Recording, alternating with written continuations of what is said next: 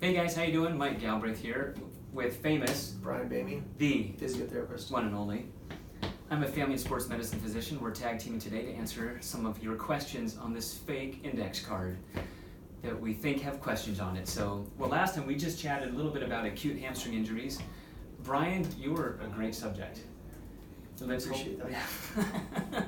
Let's hope it doesn't become chronic, but we thought maybe that would be good to follow up with. Heaven forbid you have a patient that comes in that's had like some hamstring issues and it's been going on for weeks. The average hamstring injury in the NFL, did you know? Return to play in the NFL is around 8 to 10 weeks. Sometimes it can be 12 weeks return to play, and that's I didn't know that. so when you start trying out for them Seahawks, just be aware. I like the Saints better, but What? that's okay. Drew Brees. Okay. Well, let's pretend I'm the washed-up athlete. We may not have to pretend very much for that. You didn't want to say anything? Ouch. High hamstring injury, and let's say, boy, it's just been tight, and I try stretching it at home. I'm doing some foam roller. I don't know, I'm just not getting at it. So, you know, as a physiotherapist, what are some of the things you can do maybe to try to help that person that's becoming more of a chronic issue and they're struggling with that tightness, they can't explode, can't get back to sports? Classically, I'll have patients that will wonder about that and really struggle with maybe good things that they can do on their own that would be productive. Time and again, I've had patients say what you just said. They try to stretch it, it just doesn't seem to be enough. It feels better temporarily, but it keeps coming back, or always just feels tight. So I'm going to show you how I would use a lacrosse ball to teach a patient to treat themselves. And this can be very aggressive, so I'll say right off the bat. Perfect. Make sure it's tolerable. I'll send it to any patient, even if I'm treating them or if they're treating themselves. If they are not breathing, if they can't move, and if they are using colorful words, that's probably too aggressive. I've got it. We'll see if So- we have to edit this video then. So just remember those three things. Other than that, I say just go by tolerance. Perfect. So I like a lacrosse ball. There's lots of different things you can use. It's about the same size as a tennis ball, but it's much more hard and it's rubber, so it tends to be tacky and holds in place pretty good. Yeah. So where I'll tend to do it is I'll say, well, even like a table like this, you've got maybe a seat at home that you could use. Just remember this though, and it's important to note, the harder the seat, the more aggressive this will be. So totally up to you. I've had patients get a seat, but put a throw pillow underneath them. Cushions it a little bit. I've had patients just use a weightlifting bench, something like that. But I'll say this, it's a little bit easier if you have a surface We're going up. that's just a little higher, so you can get your feet to kind of swing out a little bit. Okay. And Trevor, we might need to have you stand up just so you can see a little bit more of the lower extremity. I have pretty long legs. On a uniform basis. That's better. Okay. All right. So I will take this lacrosse ball and I'll tell the patient I'm going to have you put it just kind of below your butt. Perfect. Okay. So I'll have you do that. And you Alrighty. can scoot over that way just a little bit so Trevor can get a good picture. So this is right where Approximately, the yeah. hamstring Yeah, pretty close. attaches, and even with someone with a pretty good hamstring, It little can, tight. it can be pretty. It can be really localized Uh-huh. and tender. So I'll just reiterate that. Please make sure it's tolerable. Okay. Now I will say this as well. Almost right off the bat, when I tell patients to put it back there, they'll say, "Oh, that's a little sore." Yeah. That might not be where their pain is per se, or where they feel it's tight. And I'll say, "Well, it doesn't matter," because my worry is, if certain aspects are tight, regardless of whether they feel it tight or not, it's good to go through the whole thing and just kind of just get a good general view of what's moving good and what isn't. If it's moving good, I'll promise you this, it won't feel bad. If it's not moving so good, We'll see. it'll light you up pretty quick. So, and this one here, Okay. another thing I'll say with patients, if you slouch, it will negate the stretch somewhat.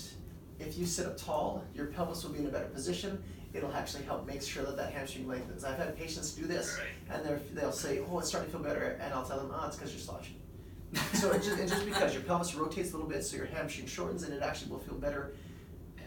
But you're cheating. So I'm trying to. My wife always tells me to have broad shoulders. So there we go.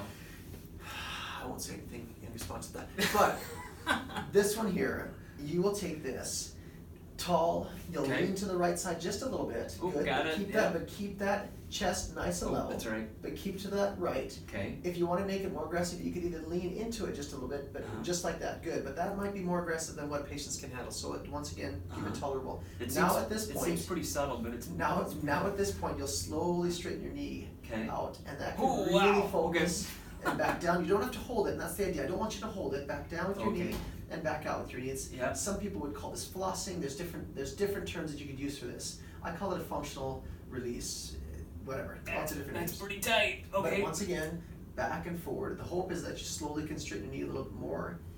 Can I start As you go. slouching? If you start slouching, you'll be like, oh, hey, that feels a little better.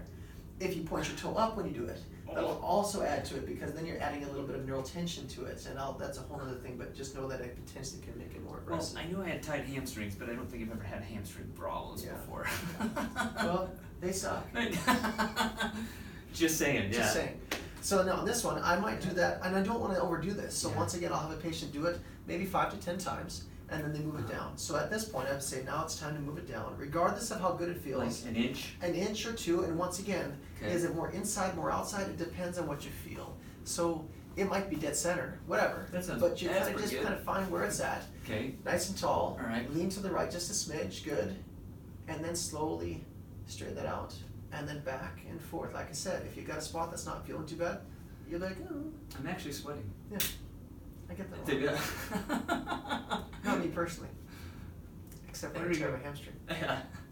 And then, like I said, it's just a sequence. Go down, do it again, do it again. Uh-huh. I will have a patient understand that I don't want you to randomly place it all over the place, because the chance that you hit the same spot 2 or 3 times is pretty high. Sure. And maybe it's sore because you just treated it. So start at the top, go down. Yeah. Or start at the bottom and go up. I don't care, Uh-huh. as long as you are systematically looking at different aspects. And So- it's a great way to get after the hamstring. This is the Gate CLA approved, made in Taiwan. Generally, where can you get a lacrosse ball at? You can get them at most sporting stores, but Okay. you can also get them here at ESM. Oh, there you Put go. a special little emphasis on the name, and it works better.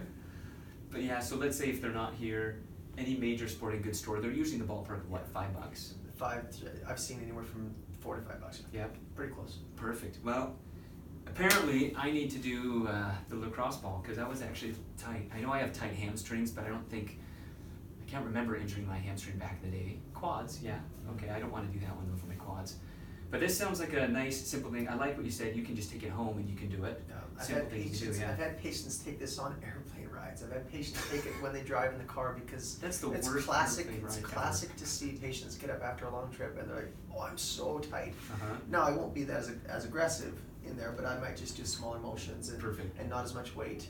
And I've had lots of patients say they just don't feel near as tight when they go to get up. Awesome. Well, hopefully we'll have some further videos for you where I can torture Brian and make him sweat. So, Already great. Well, thanks. Here's a lacrosse ball exercise for your hamstrings. Hopefully this is helpful, something you can do at home. And feel free, you can even get more torture to come and see Brian or one of our physiotherapists. Have a great day. Thanks, guys. Thank you.